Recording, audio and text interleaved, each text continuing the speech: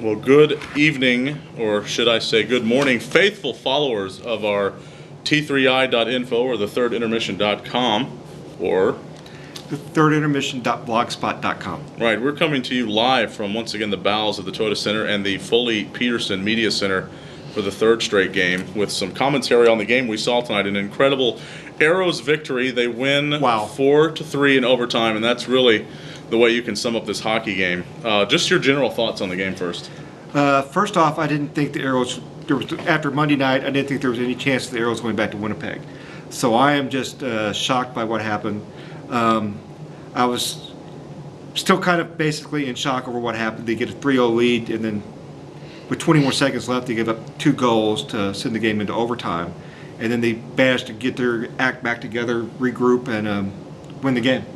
Well, the one stat that I'm going to mention now, because I'll probably forget it later, is the Arrows now have incredibly won 8 straight overtime games in the playoffs. And, you know, at some point you'd think the other team would win one, but for that streak to keep going, in my mind, is amazing, and this team is a perfect example of why maybe I shouldn't be surprised. They seem to be able to respond to adversity no matter what that is, whether it be injury, whether it be schedule problem, whether it be facing a superior Moose team like they are right now. And, you know, your thoughts on this team doing that?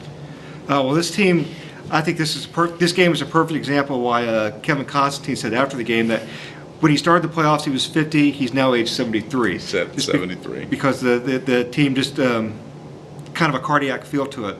The team's never out of a game, but it seems like when they have a lead, they're going to find a way to. They can't play with the lead, right? But they play better with the pressure on, and I'm not quite sure how to. Well, this is the kind of game that we were seeing from the Arrows in November when they would get 2-0 leads and end up blowing them and losing in shootout when. You know, sorry, Barry, but you really couldn't stop anything in the shootout. You know, this team, though, has a chance in the playoffs because they have a never-say-die mentality. And tonight the hero was Tony Herkus.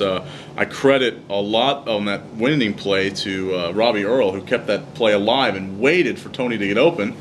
Robbie beats a man off the wall. Tony finds some opening in the slot, or just to the left of it, I think, and bangs home the game winner. Talk about your thoughts on that play. Well, Tony, for one thing, gave credit to Benoit Pouliot for making the play behind the net to get the puck up to Earl. And he said Tony thought the main reason he was able to get the shot off was because they were concentrating on Robbie Earl and just kind of forgot about him. Right. And they all kind of had something similar happen on the very first goal, where Robbie came. They were almost in the same situations, but Robbie actually took the shot, but Tony was in position for the rebound off of Robbie's shot, coming from basically the same directions. So they kind of had him and Robbie Earl, I think he teamed up the last game, so they're getting a pretty good connection. Well, that was my next thing, is you've got a lot of spectacular individual performances now in this playoffs. Tony Herkus, 14 points. Corey Locke, 21 points.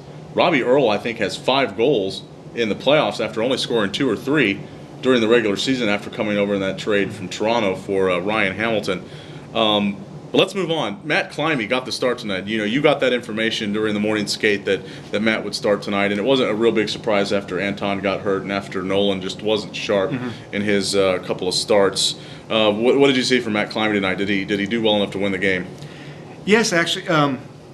He said that the 2 goals that got in there in the end, when they had kind of the scrum where everybody just gathered around slapping the puck around, he said they were lucky goals. He shouldn't have let them happen. And the main thing he did was just try to put it aside and just go out there because he didn't want to lose the game for the guys.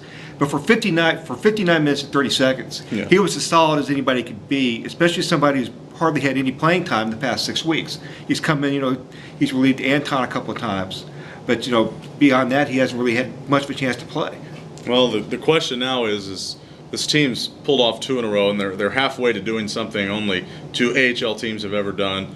The last AAA level hockey team to do this was the '99 Orlando Solar Bears when they erased a 3-0 deficit against the Detroit Vipers. That team, ironically, came to Houston and lost a 7-game series in the Turner Cup Finals.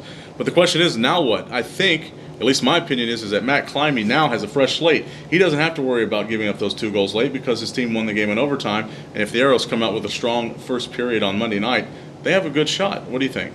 I agree, Tom. I talked to Tom Lynn, the general manager, between the first and second period, and Tom thought the most important thing to start the game was there were 9 minutes. It basically took Manitoba 9 minutes to get their first shot. The Arrows had already grabbed the 2-0 lead by that time, and Matt had had time to settle in. And I think Matt, he's got a clean slate now. Forget about those goals he gave up in the third period.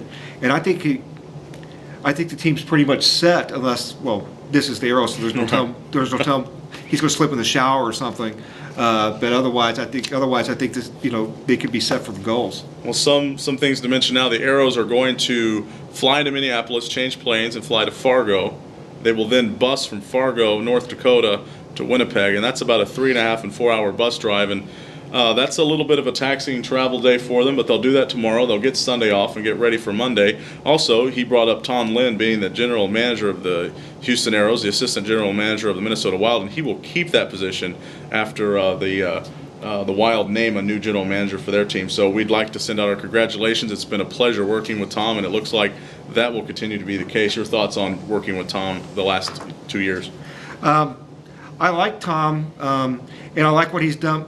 I like what he's done with the team, with the limitations that he's had, had to deal with. What the Wild would give him talent-wise. But he went out there and found Matt Climie. He went out there and found Matt Bedouin. And Tony Herkus. Tony Herkus. Well, that's also Troy and Luke. Sure, but he has to still make some calls. And so he's done a good job of putting this team together. He made the trades for got Kalanos, he got Locke, he got Schultz here in between seasons. So I think he has done a good job putting this team together. Well, this team has 2 more games. They have to win both of them to earn a ride into the Calder Cup Finals, either against the Hershey Bears or the Providence Bruins. That's going to be it tonight from Toyota Center. Actually, it's again this morning. Arrows win it 4-3 in overtime. Game 6 is Monday night at the MCS Center in Winnipeg. Thanks for watching. We'll see you soon.